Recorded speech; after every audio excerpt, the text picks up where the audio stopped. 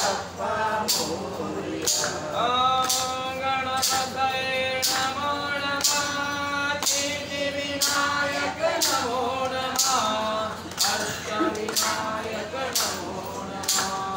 गणपति बाप्पा मोरया. बोला गणपतये नमो नमः. सिद्धिविनायक नमो नमः. अष्टविनायक नमो नमः. गणपति बाप्पा मोरया. ओम गणपतये नमो नमः. सिद्धिविनायक नमो नमः. अष्टविनायक नमो नमः. गणपति बाप्पा मोरया. ओम गणपतये नमो नमः. सिद्धिविनायक नमो नमः. अष्टविनायक नमो नमः. गणपति बाप्पा मोरया. ओम गणपतये नमो नमः. सिद्धिविनायक नमो नमः. अष्टविनायक नमो नमः. गणपति बाप्पा मोरया. ओम गणपतये नमो नमः. सिद्धिविनायक नमो नमः. अष्टविनायक नमो नमः. गणपति बाप्पा मोरया. ओम गणपतये नमो नमः. सिद्धिविनायक नमो नमः. अष्टविनायक नमो नमः. गणपति बाप्पा मोरया. ओम गणपतये नमो नमः. सिद्धिविनायक नमो नमः. अष्टविनायक नमो नमः. गणपति बाप्पा मोरया. गजानन महाराज की जय. पवन सुत हनुमान जी की जय.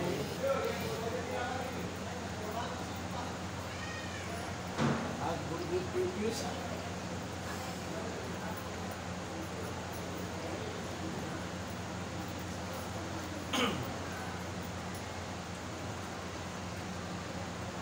काय याच्यामध्ये हात दाखवे ना असा शूल जाते.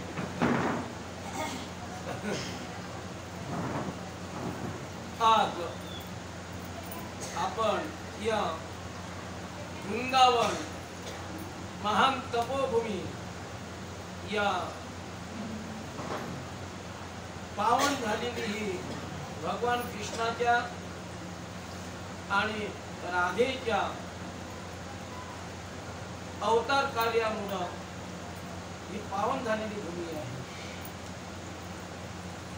भगवंतांनी इथं का अवतार केला, कशासाठी केला, याचं कारण काय आहे हे आपल्याला माहित असलं पाहिजे. कशासाठी केलं, इथंच का, ही जागा का निवडली भगवान कृष्णानं, याचे अनेक कारण आहेत.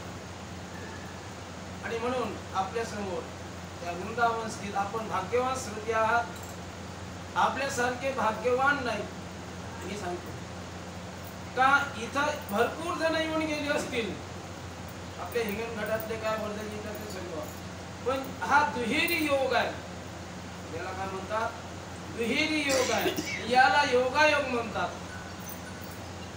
भगवान कृष्णाच्या या पावन नगरामध्ये ज्या काही लीला झालेल्या आहेत ते बघण्यासाठी अनेक लोक आजपर्यंत इथे येऊन गेले. परंतु दुहेरी योग असा आहे का, ते जे बघण्यासाठी आले ते रजधूळ लावण्यासाठी, परंतु दुहेरी योग असा आहे का इथं येऊन भगवान कृष्णाच्या लीलांचं वर्णन हे आपल्याला आपल्या कानानं श्रवण करायला मिळत आहे. हा दुहेरी योग आहे. बोला राधे राधे राधे राधे राधे राधे राधे राधे. हा योगायोग आहे. महत्वाची गोष्ट म्हणजे अशी आहे, राधा आणि कृष्ण हे इथं अवतरित का झाले. मी तुम्हाला बोलता बोलता काल बोलून कुठलं होतो का, राधेला इथं यावं लागलं. कोणामुळं यावं लागलं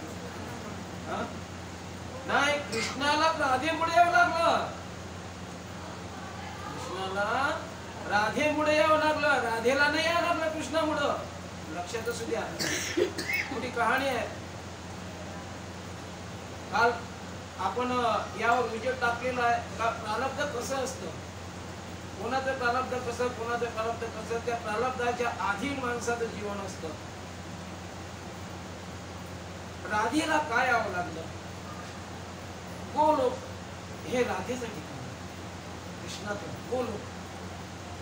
गोलोकामध्ये पावन परम भक्त भगवंताचा, भगवान विष्णूचा कोण होता? श्रीराम. कोण होता?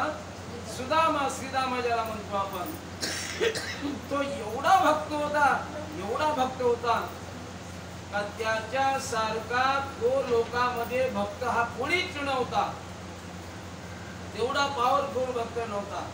मग त्याचं पण भक्ती असल्यानंतर भक्तीचा अहंकार नसला पाहिजे. एक तर अहंकार जर भक्तीचा झाला तर स्वतःचा घात करतो, नाही तर दुसऱ्याचा घात करतो. तसंच झालं. याला आपल्या भक्तीचा बहुत मोठा अहंकार होता. माझ्यासारखा भक्तच नाही, भक्ती करणारा विष्णूजीची, म्हणून मी पहिल्या नंबरचा भक्त हो, असं त्यांना वाटलं. वाटत असताना एक दिवसची गोष्ट आहे. भगवंताची लीला चालतात, भगवान महाविष्णूच्या लीला चालतात. ती जी राधा आहे ती गोलोकामध्ये एवढं प्रेम होतं यांचं भगवान कृष्णाचं आणि राधेचं, भरपूर म्हणजे त्या गगनाहुनी वाढ असलेलं असं प्रेम होतं त्यांचं. मग त्या प्रेमाला कोणाची तरी काय लागली? नजर लागली. कोणाची तरी नजर लागली आणि झालं काय? नेमकं काय झालं? नेमकं घडलं असं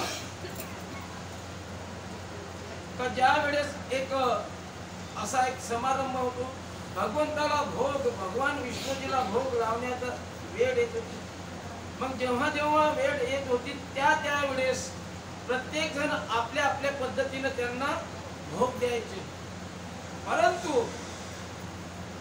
राधानं जेव्हा भोग कसा द्यायचा, एक माखण घ्यायचं आणि दिल्यानंतर ते माखण नाही का त्याच्या याच्यामध्ये असतं, जर माखण असं दिलं कोणा श्रीरामाला, श्रीरामानं माखण कोणाकडे दिलं माहिती आहे?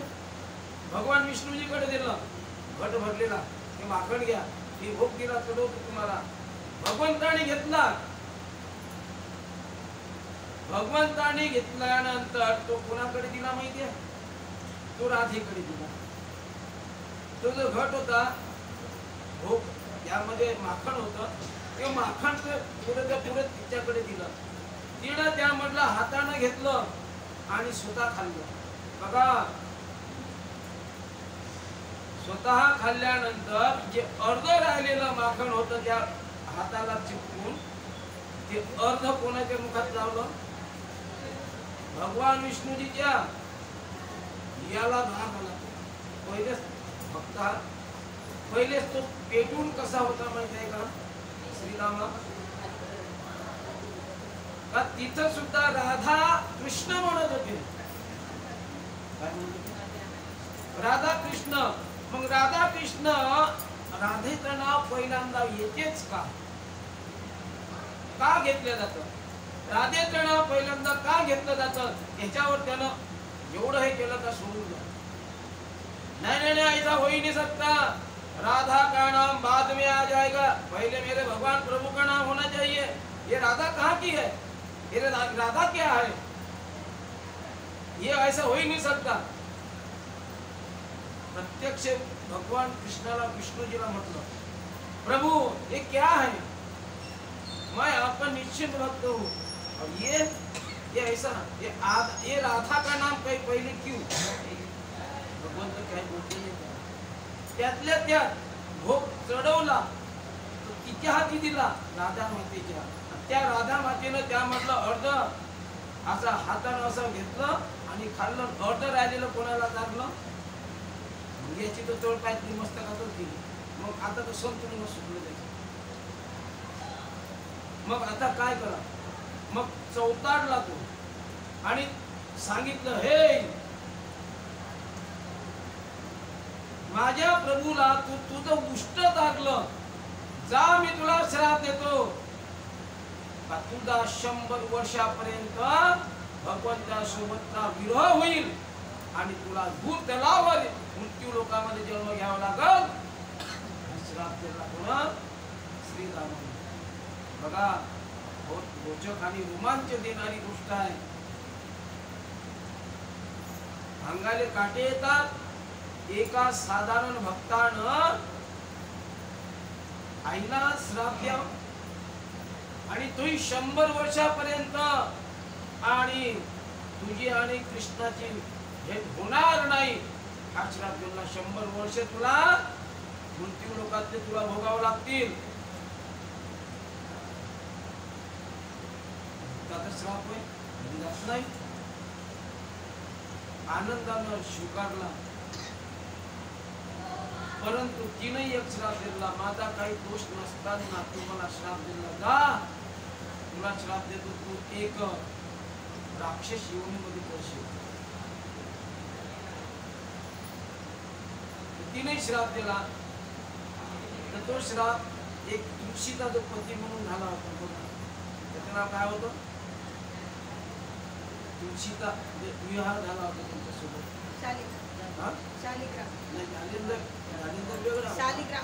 शालिग्राम ते वेगळं झालं ते रूप. परंतु याला श्राप दिला होता का तुला सुद्धा भोगावं लागेल, एक दैत्य कुळामध्ये तुझा जन्म होईल असं त्याला तो तिनं श्राप देऊन दिला. पण आपल्याला तिकडे जायचं नाही, आपल्याला आपल्या मार्गाने जायचं. श्राप हा तिला त्यानं दिलेला श्राप झाला.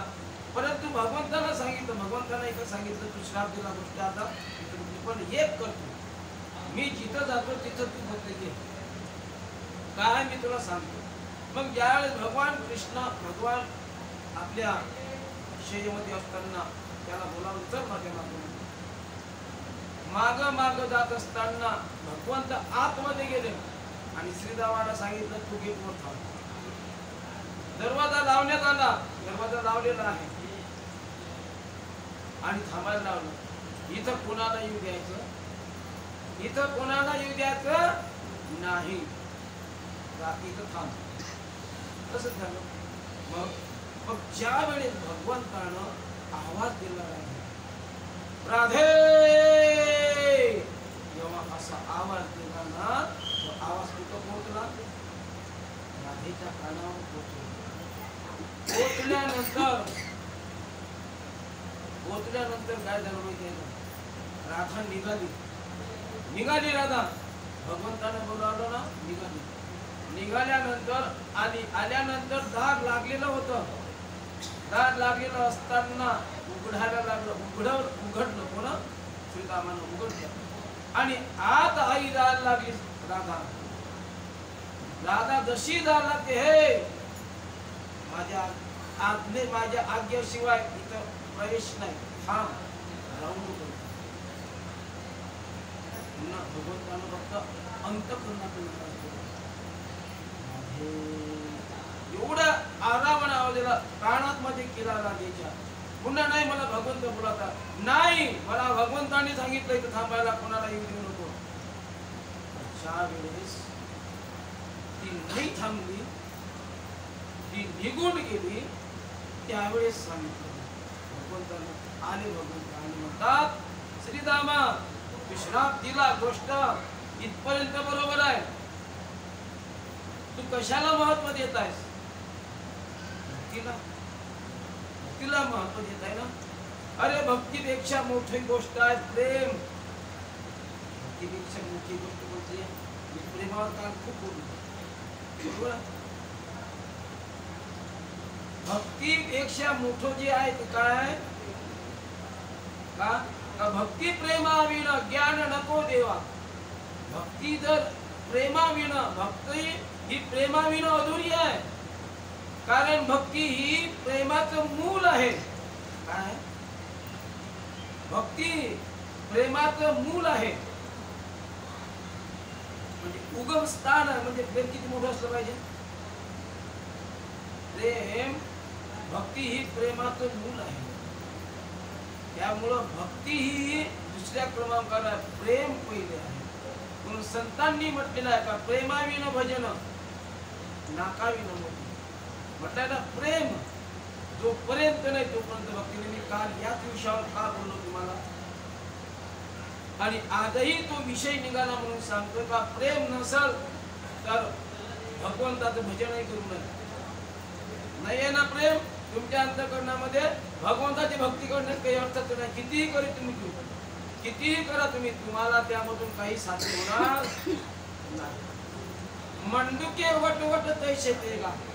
जसं मेढक रातभर एखाद्या पाण्यामध्ये ट्रॉ ट्रॉ ट्रॉ ट्रॉ करत राहते तशी भक्ती होईल तुमची. हे मी सांगत नाही ते नाथ महाराज म्हणतात. ना काय म्हणतात का प्रेमाविन भजन नाकाविन मोती अर्थाविन पोथी वाचू नये. मंडुके वटवट तैसे तेगा म्हणजे मंडूक म्हणजे मेढक हे जसं वटवट वटवट रात्रभर करत राहत पण काही फायदा आहे. काय फायदा आहे हा ते वटवट करते काय फायदा आहे त्यापासून. तसंच तुमचं आहे. तुम्ही कितीही भक्ती केली प्रेम नसेल त्या भक्तीमध्ये आवर्जून सांगतोय तुम्हाला मी ज्या भक्तीमध्ये प्रेम नाही ती भक्ती काही कामाची नाही. शून्य आहे ती भक्ती. म्हणून भक्तीमध्ये प्रेम असू द्या. कसं प्रेम पाहिजे असं प्रेम पाहिजे का तुमचे आराध्य कोणतंही असो. असं म्हणत नाही तुम्हाला का भगवान कृष्णच असला पाहिजे किंवा भगवान शिवच असला पाहिजे का भगवान पंढरीनाथच असला पाहिजे. मी असं म्हणत नाही. ज्याची ज्याची आराध्य आहे या आराध्याच्या प्रती एवढं प्रेम पाहिजे का ते आराध्याचं नाव जरी घेतलं तुम्ही आणि ते फोटो जरी तुमच्या डोळ्यासमोर दिसला तर डोळ्यातून टप आसू पडले पाहिजे. आसू केव्हा पडत असतात जेव्हा अंतःकरण पाझरते. हे अंतःकरण पाझरते तेव्हा टप आसू पडतात. उदाहरण देऊ तुम्हाला. तुम्हाला मुलगी आहे आणि ती मुलगी सासरी गेलेली आहे बघा. आणि ती मुलगी सासरी गेलेली आहे आणि 6 महिने झाले मुलीची आणि आईची भेट तर नाही पण फोन पण नाही. अचानक तिचा चेहरा तुमच्या डोळ्यामध्ये दिसला तर डोळ्यामध्ये काय येतील ना. खोटी गोष्ट आहे का येतील ना. ते जसं तिचं चित्र तुमच्या डोळ्यामध्ये दिसल्याबरोबर डोळ्याला पाणी येतंय ना तसंच वासल्याचं प्रेम हे भगवंताच्या सोबत असलं पाहिजे. माझ्या भगवंताचा चेहरा जरी माझ्या डोळ्याला दिसला ना टप टप टप टप हसू पडले त्याला म्हणते प्रेम भगवंताच्या प्रती. असं प्रेम असलं पाहिजे. तो भगवंत हो इतका दयाळू आहे का तुम्हाला तसं सोडणार नाही. तुमच्या पाठीमागे उभा राहील. कोणताही मोठं तुमचं संकट असो निवारण केल्याशिवाय राहणार नाही. ही मी ग्वाही देतो तुम्हाला व्यासपीठावर. पण प्रेम कसं असतं प्रेम कसं असलं पाहिजे काय. एक छोटासा तांदूळ आहे 1 वर्षाचा मुलगा आणि तो मुलगा पडून आहे नाही का पण त्याला भूक नाही लागली पण रडत आहे. भूक लागली का नाही तो रडत आहे. मग भूक नाही लागली तो रडत आहे तर का रडत आहे. कशाची आठवण त्याला.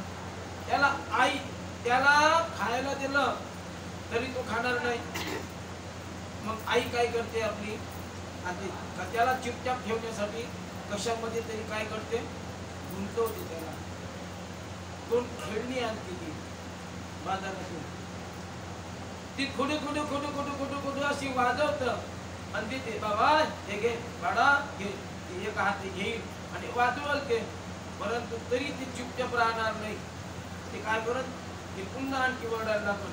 मग आईला पक्क माहित असते का याच्या एका हातात आहे पण एक हात रिकामा आहे. हा एक हात रिकामा आहे पण हे हातात दिल्याशिवाय चुपचाप राहणार नाही. मग ती आई त्याच्या या हाताचे देते मग ते पुढे वाजवते त्याच्यात गुंग होऊन जाते. मग ती आईला विसरता कुठपर्यंत तुम्ही तसेच आहे. आपण तसेच आहोत. आपल्या हाती त्याच्या हाती खेळणं दिलं, त्या खेळणं दिलं आईनं, ते खेळण्यापर्यंत ते फक्त खुडखुड वाजवतं, त्यामध्ये ते रमतं. परंतु कुठपर्यंत रमतंय? जोपर्यंत त्याची आई त्याच्या जवळून जात नाही आणि जवळून गेल्याबरोबर ते दोनही खेळणे घेते, फेकून देते आणि आई आई म्हणून ओरडतंय ना, ते त्याला पाहिजे असते काय? आई पाहिजे असते. मग ते आईला घेतं, आई घेते, भांडे ठेवून देते आणि म्हणतंय का नाही आता बाबा तुला माझी गरज आहे, चल. भांडे ठेवून देते आणि त्याला अलगद उचलून घेते आणि ते चुपचाप होतं. चुपचाप होतो ना. तुम्ही माय मावल्या, तुम्हाला त्याचा पूर्णपणे तुम्हाला माहिती आहे कशी गोष्ट आहे. मग आता त्यानं त्याच्याकडे असलेलं, त्याला दिलेलं होतं ते जे साधन होतं, कोण दिलं होतं? आईने दिलं होतं.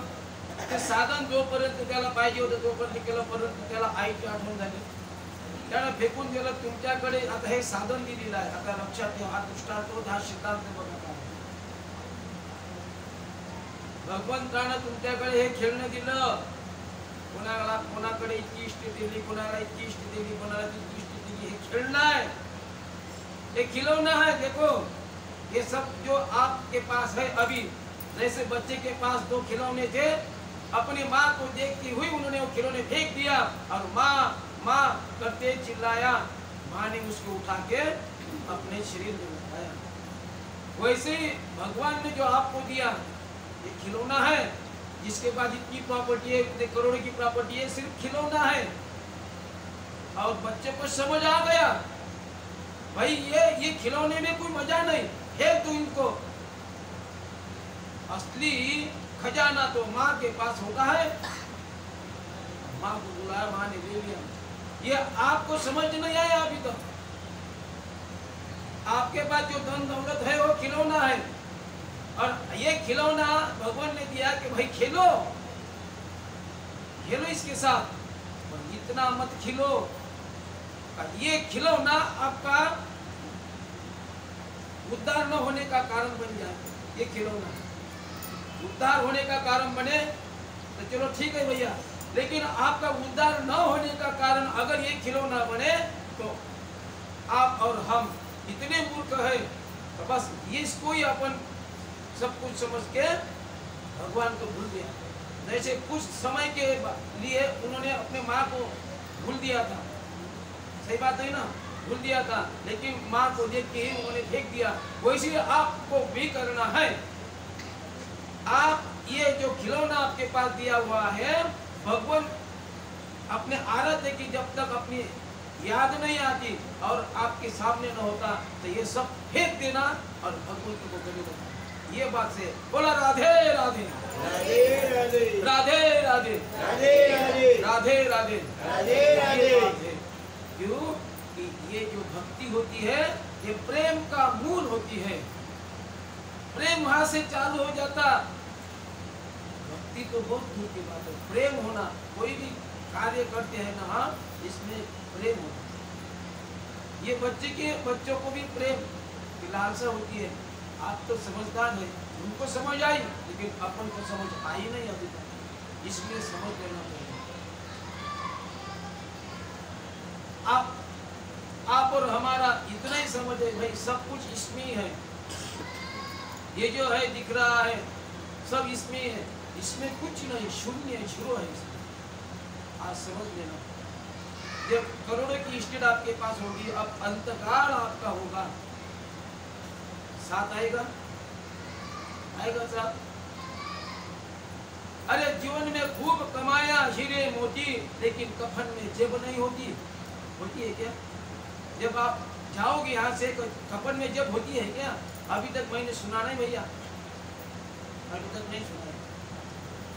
कफन में जेब होती है करके, हाँ होती है, लेकिन कैसी होती है? जब आपके पास पैसा हो, अगर ये सत् कार्य में लगाया, धर्म के कार्य में लगाया, वो इसके लिए जब होती है वो आता है साथ में.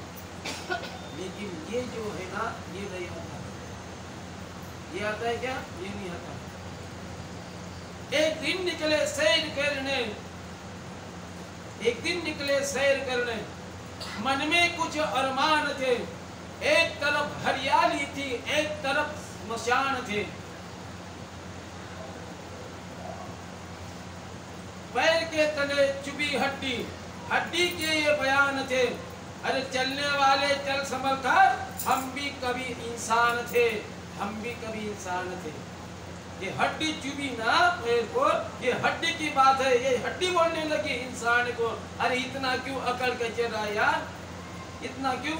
हाँ, एक दिन निकले सैर करने, मन में कुछ अरमान थे, एक तरफ हरियाली थी और एक तरफ स्मशान थे।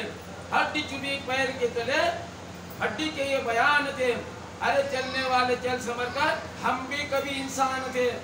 ये देखो मेरी हालत क्या हो गई, मैं हड्डी बन गया। अभी हम भी बहुत थे, मैं भी बहुत अकड़ था, मैं भी बहुत घमंड था मेरे में।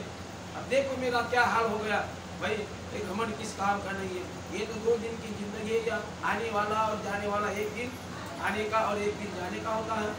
इसमें आप समझ लीजिएगा, ये पहले जब तक आप नहीं समझोगे तब तक भक्ति की आपको मीमांसा क्या होती है ये भी पता नहीं चलेगा। आज आपने इतना सैर किया भगवान ने, मैं आपको इसलिए बोल रहा हूँ कि ये भगवान का जो यह स्थान है, यहाँ पे पावन भूमि, एक एक कण में भगवान का क्या होता है, भगवान का स्पर्श अपने शरीर को होता है। अगर आप यहाँ नहीं आते और भगवान ने जहाँ अवतार लिया है और इसी पावन भूमि पर अगर अपने पैर नहीं पड़ते तो आने का कोई मतलब ही नहीं जीवन में। क्या मतलब होगा?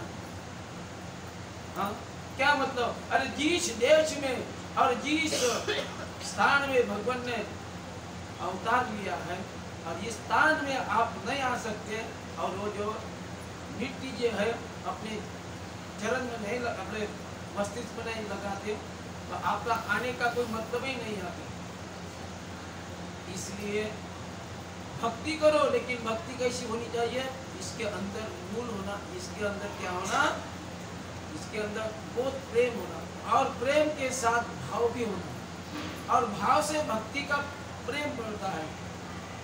जब भाव होगा तो, अगर भाव नहीं होगा अपने अंदर तो भक्ति भी नहीं होगी, प्रेम भी नहीं होगा। चलिए सामने चलेंगे।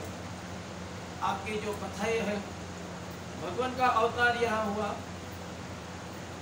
और जो पांडव थे, भगवान यहाँ कितने दिन तक रहा, ये बहुत मजे की बात है। आगे आगे बताऊंगा मैं, बहुत बहुत मजे की बात है।